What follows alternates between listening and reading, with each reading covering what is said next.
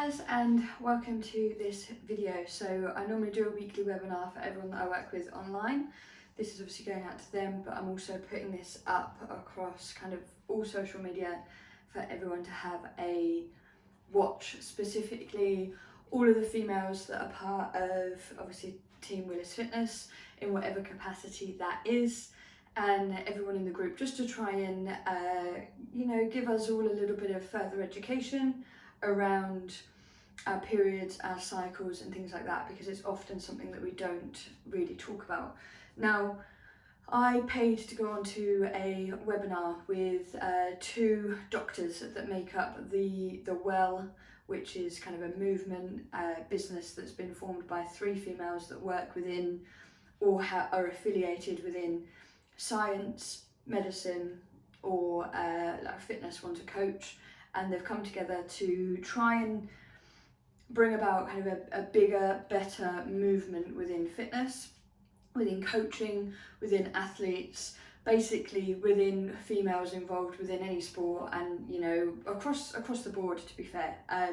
Today, for example, they shared a post that 15% of women will take at least a day off a year due to PMS symptoms, meaning we can kind of lose, I think it was like 9 days of productivity on average a year as a result of menstrual cycle symptoms. Things like that we need to be aware of, but we also need to come up with strategies, systems that can help us kind of kick ass, for want of a better term, in and around it, because it's not necessarily all doom and gloom as it might sometimes feel for some of us. So I spent an hour and a half on this webinar, and I'm going to try and sum up bits of it, basically just going through your period as a cycle and a couple of things that are going on hormonally, physiologically, that just might help you understand how you're feeling at any given point, and a few kind of tips as to what you might want to think about in and around those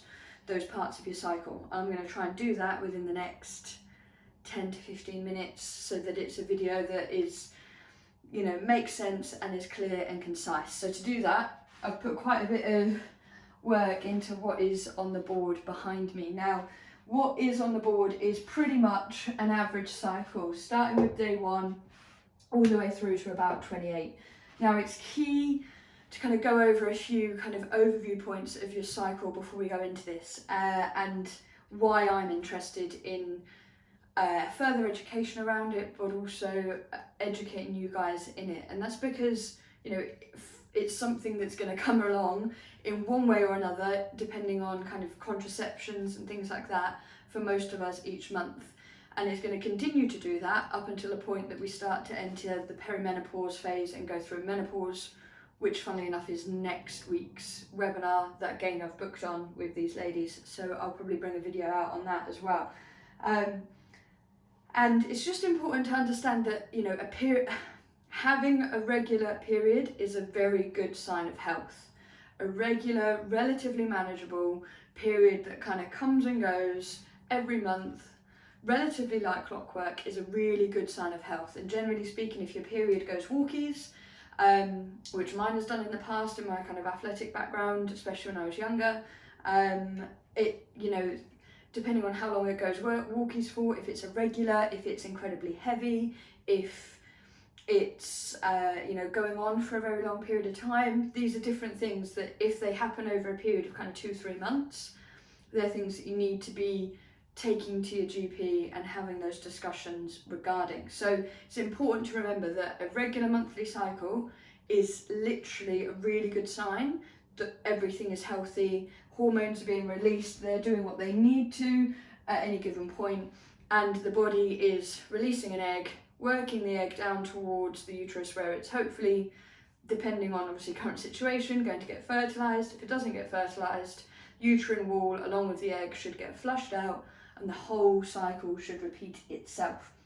So 24 to 38 days is what they said is kind of where an average cycle will sit in terms of coming back round. So here we've got 28 days, but it's every 24 to 38 days, with give or take an 8-day variation each month. So as much as we say, looking to track our cycle, looking to find patterns, just as anything with our bodies, it's not as dead science as first of the month, first of the month, first of the month, first of the month. You can look for anywhere to about an 8-day variation as to when your cycle starts. Now, the start of your cycle is measured by the first day that you start bleeding, okay? And what they said, they had a question on the webinar, and it was, if kind of like spotting and things like that, is that the start, or is it a case of like really when things get going, is that the start? And they said once you kind of into, even the doctor, she kind of laughed, she said once you kind of into full flow, first day of that is day 1 of your period. So if that answers any questions as to when day 1 actually would be, it's that day. And they should last for no more than 8 days, really. So 8 days is kind of the maximum they said. And obviously symptoms should be manageable. As I said, a healthy person or healthy female should have a period come and go with very little disruption, or shall we say very little intense kind of pain or discomfort. And obviously the 2 main key hormones are estrogen and progesterone, which we're going to go through as we go through the cycle. Okay, so that's kind of an overview, just to give you guys a little bit more information as to how regularly it should come, roughly how long the cycle should take to restart. And you know, if your cycle's out by a week and then 3 days the next month and then 5 days the next month, actually that sits within that that varying kind of average of changing by about 8 days month to month. So we've said day 1 is day 1 when we kind of go into the period, which is when we're kind of into what we'd call a full flow of the period, and that's your early follicular phase. So that's phase 1. So we're going to go through each of these 4 phases. Your early follicular phase, this is when we're likely to feel fatigue, potentially have gastrointestinal issues. So you'll have probably heard the term like period poo, you know, that sudden urge to need to go to the toilet, and potentially things maybe working their way through your system a little bit quicker than you're used to.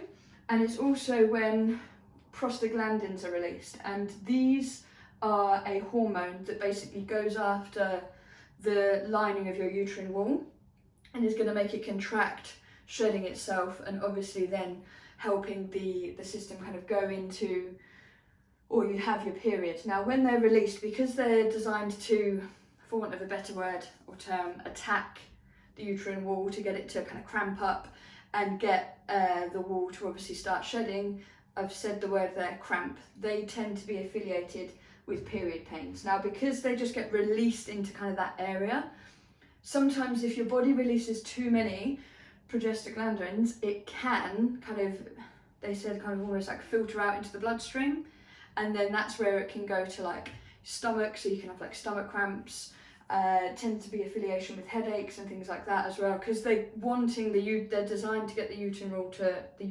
wall to cramp and then shed itself. When they go to areas like your digestive tract, again, they're just creating that cramp. They're doing the same thing they would within the uterine wall. So that's where you tend to get the period pains linked to. And often if you've got really intense period pains, one period, it might just be because your body has just released a larger amount of those into your system. So sometimes you might find that period can come and go relatively easily. Another one might be a bit more intense. You might have a higher amount of these being released into your system.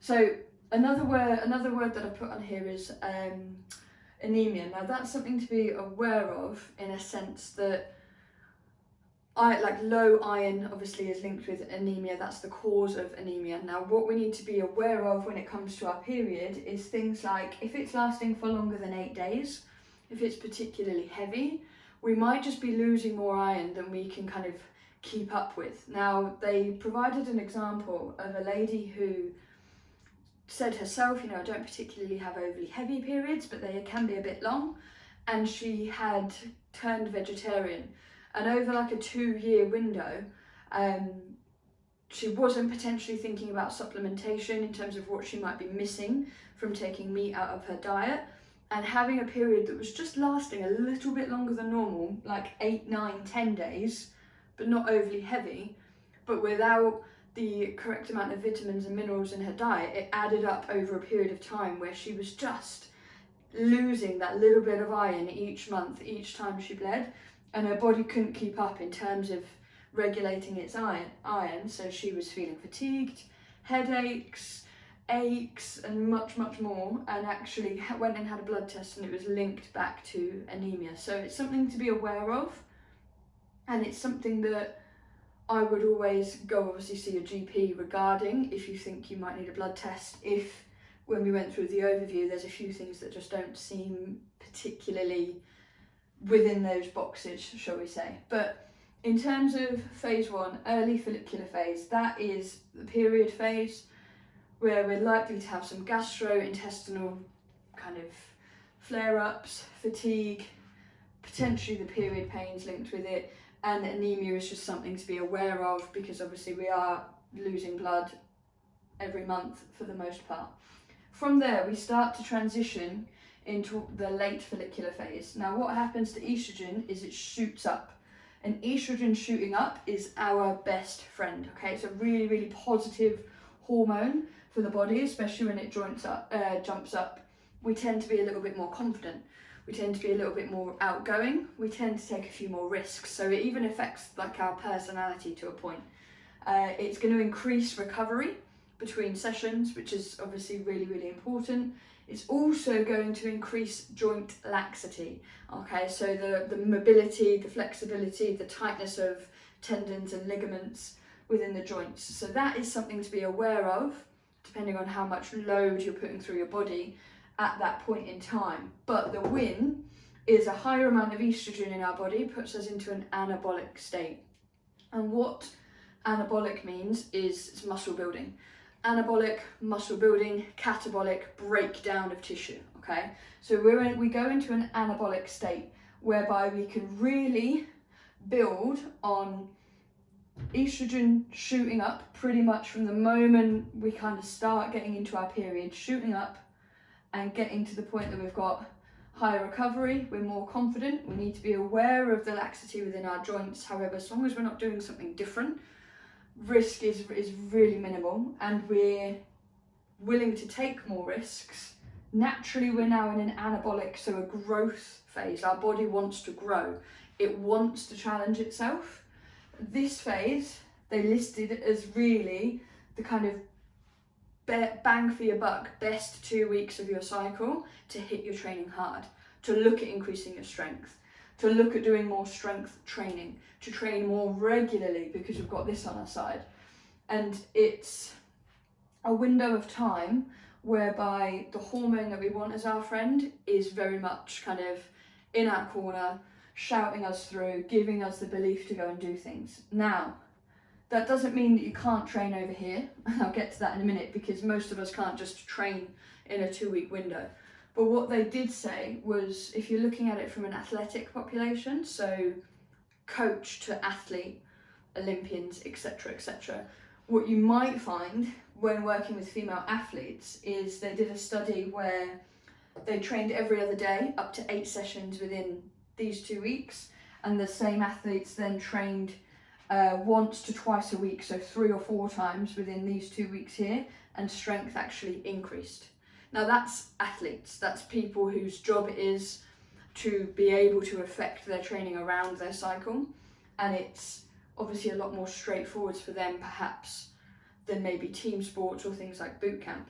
But what I would say, if you're working with me one-to-one, this is potentially something that I'm going to start just dipping into a little bit more, looking at your cycle and changing potentially when we introduce certain movements within your training. If you're working with me in a group setting, this is the time in your cycle to potentially pick up that heavier kettlebell or do an extra session outside of our normal training. Things like that, there's plenty you can do to kind of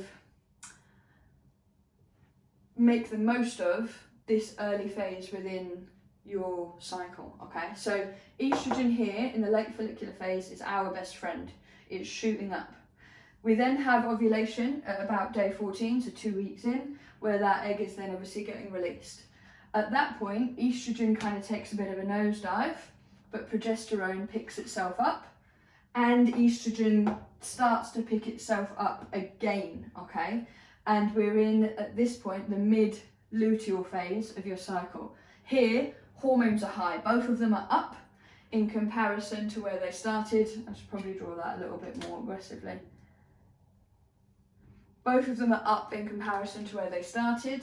Again, we're feeling less pain from back here. We're less anxious. Skill and coordination tends to take a little bit of a nosedive. It's not necessarily obvious, but you might just find things like balancing on a lunge.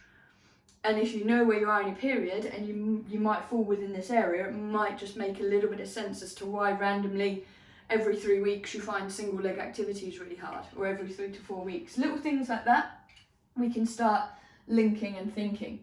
Water retention goes up, digestion tends to slow down. So this is where we get into that nemesis point of understanding what's going on the scales, because weight is changing, potentially going up, more than likely going up. Doesn't mean body fat is changing, but weight is likely to change in this phase. Your BMR, your basal metabolic rate, the energy, calories you're burning at complete rest goes up because your resting heart rate goes up. Generally your temperature goes up. So the body's trying to work to cool the temperature down. If you track your heart rate, you'll see that your resting heart rate might go up in the build up to, I tend to sit like 57 to 60 on resting heart rate, give or take. And in my period, it's always 60 to 67, like it shoots up by a good 5 to 7 beats per minute. So resting heart rate goes up, BMR goes up. Generally, this is where we're going to get those cravings. We're going to start wanting that kind of sugary hit. And that's because the body just starts playing with blood glucose levels a little bit more. So rather than them being kept at a nice constant with your basal metabolic rate going up and our energy kind of sources going up, we start to just tap into those blood glucose levels a little bit more, meaning we get a little bit more of a wave, and that tends to be when we get those cravings. Now, you're going to hate me for this. The best way to try and relax those cravings is to get a good slow releasing source of carbohydrate in. So not our chocolate that we're going for, not our kind of comfort foods there, but like a good potato, for example, just to bring them back to a level. Science-wise, that would be the best way of bringing those blood glucose levels into smaller waves in and around this period. But this is where we're going to start wanting our chocolate, thinking about getting that sweet feeling, because with these getting affected, we're just starting to affect blood glucose levels a little bit more. Again, it's not going to affect fat storage per se, it's just affecting how our energy balance works within our body. So as we said here, both hormones are up. They're our best friend. That's our mid-luteal phase. All the hormones are up. What then happens with the premenstrual phase, so phase 4, is both of the hormones take a nosedive. And this is when you can often get the phrase like, oh, she's just a bit hormonal at the moment. Actually, what's happened is we were hormonal, and it was relatively good to be hormonal through the middle here. And what's happened is we've taken a nosedive, and it's the lack of hormones. It's the noticeable drop in those hormones fluttering around the body, doing things like reducing our anxiety, increasing our confidence. Yes, they also do have, some kind of byproducts that we perhaps don't enjoy, but they're taking a nosedive. So guess what tends to come with it? It's that emotional fragility, potentially more anxious. And nothing winds me up more than obviously somebody going, oh, she's just a hormonal woman. That's like the big red flag to say to a woman. But what's happened here is our hormones have done that. And that's where we're getting that response from. That's the symptoms as a result of them just dropping into and reverting back to where they are here pre-period. Okay, so they actually summed it up as the crap bit. The premenstrual phase is often the crap bit, the hormonal bit, the emotional bit, the bit that we get breast soreness from, stiffness, and we're just waiting for this phase to come. And it is generally the 1 or 2 days here and the 1 or 2 days here that feel the worst. And guess what? That just happens to be just before estrogen does us a favour and picks us back up again. One thing that I wanted to touch on with like breast soreness and things like that is it's really worth thinking about the sports bras that you wear or the sports bras that you buy.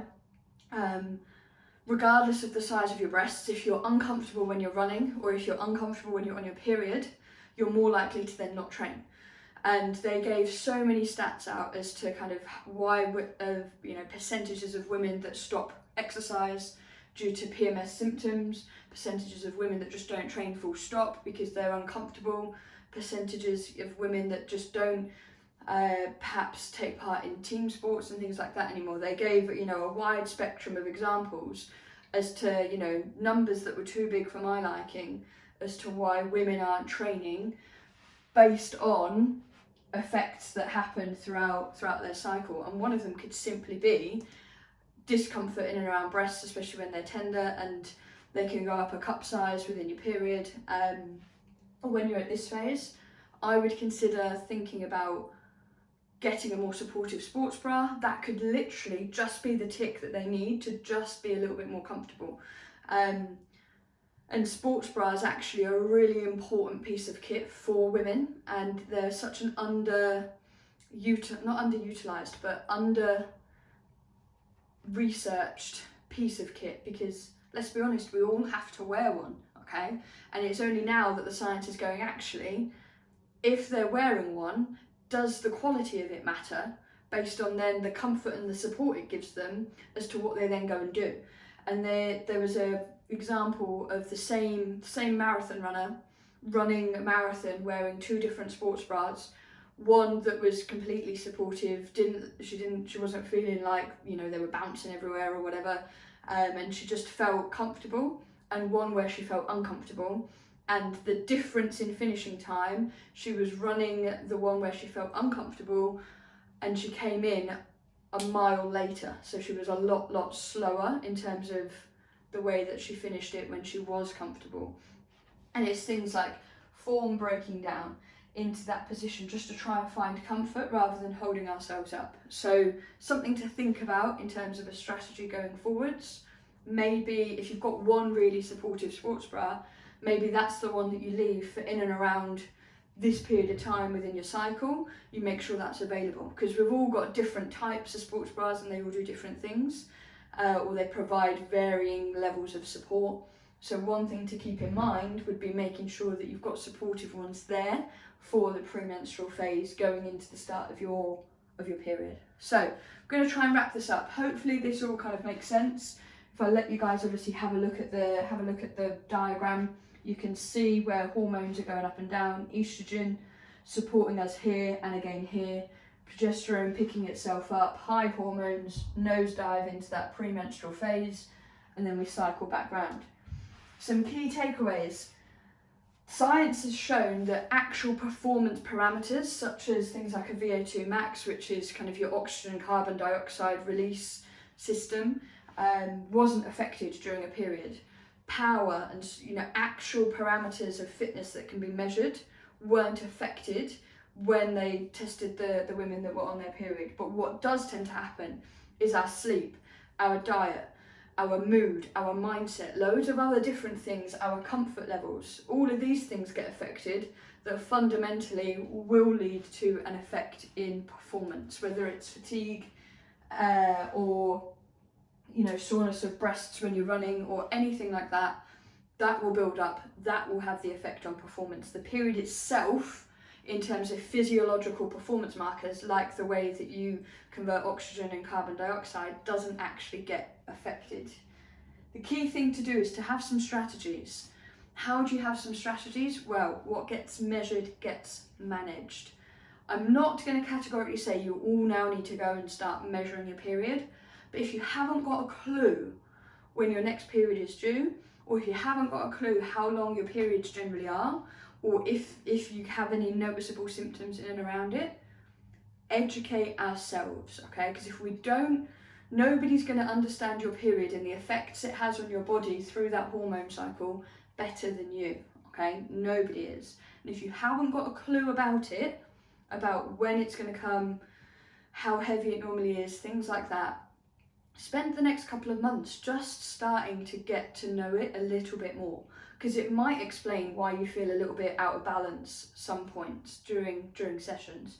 It might explain why you know, you're feeling kind of like a confidence and then like a bit of an anxiety dip. Little things like that just might help you understand how you feel day-to-day life as a mum, as somebody that works, and as somebody that obviously trains and puts their training as a priority within their lives.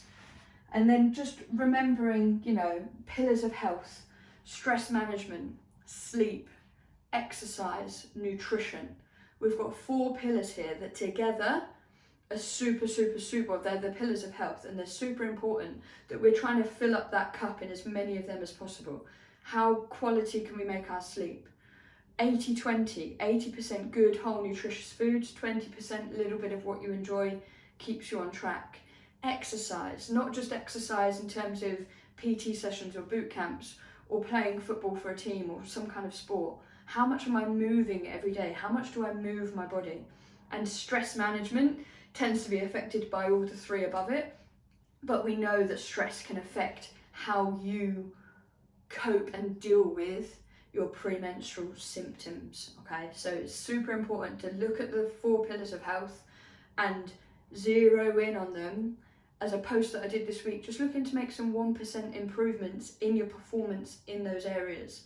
Slightly better sleep, understanding when your sleep might be affected within these phases.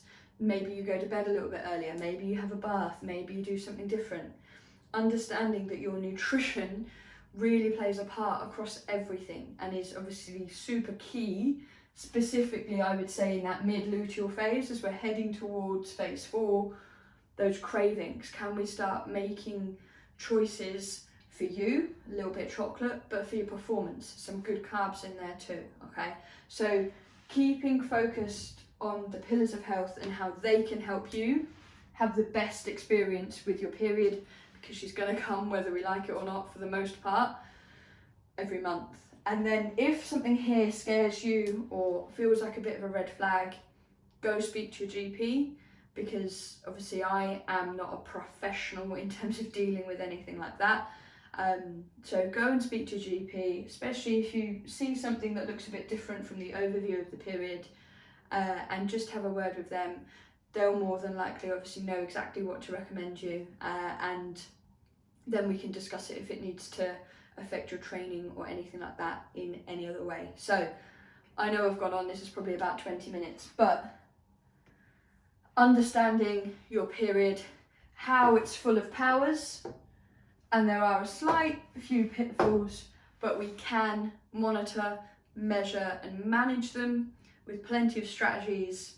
And you know what, if all else fails, a good sports bra will certainly help. If you've got any questions, shoot them below or send me a message. And yeah, I hope this helps, team. Have a good weekend.